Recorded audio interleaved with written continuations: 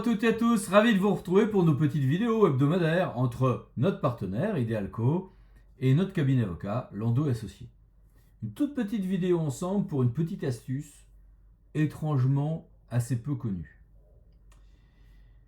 Un conseil donc, pensez, certes avec prudence, au bon usage des amendements quand un texte doit être modifié alors qu'il est trop tard pour changer le texte soumis au vote. Je m'explique. Vous êtes un département, vous êtes une région, vous allez envoyer votre convocation, il y aura un rapport pour chaque point de l'ordre du jour, et pas de chance, 3 jours après l'expiration du délai minimal de cette convocation, vous avez un changement significatif à apporter au texte ayant donné lieu à ce point de l'ordre du jour et à ce rapport, et ce texte a été communiqué, soit volontairement, soit parce que la demande en a été faite. Même chose si vous êtes une commune ou une intercommunalité, vous avez votre note de synthèse, vous avez envoyé votre ordre du jour, et au-delà du délai, en général 5 jours francs, en deçà de ce délai, donc trop tard, faut changer. Si le changement est majeur, on change tout. On peut même pas rattacher ça au point de l'ordre du jour et au sujet en réalité. Bah non, là il n'y a pas d'astuce. Notamment la fameuse astuce du dépôt sur table et tout le monde est d'accord. Cela vaut acceptation. Non, ça ne marche pas. Ça n'existe pas en droit. En revanche, il y a une astuce.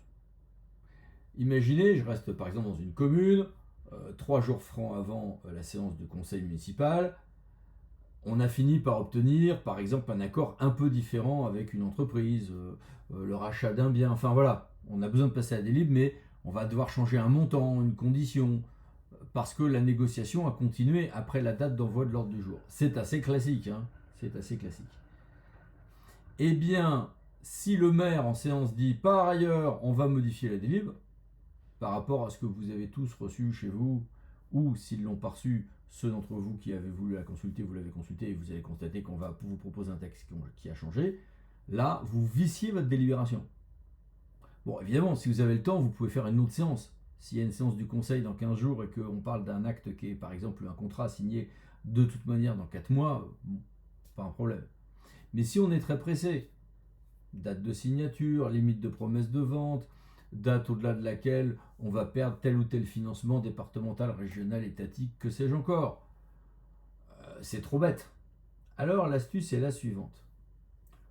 Le président de séance, dans les communes en général, donc ça sera le maire ou son suppléant, va dire, voilà, nous ouvrons le 5e point de l'ordre du jour, transaction avec telle entreprise à la suite des difficultés d'exécution du marché pour le centre aquatique. Voilà. Très bien. Et on commence à en débattre, et là, une adjointe ou un adjoint va dire « Monsieur le maire, je propose un amendement ». Et cet amendement, en fait, c'est le petit correctif à l'article je ne sais quoi, qui a été justement négocié dans les heures qui suivaient la date limite d'envoi de la convocation.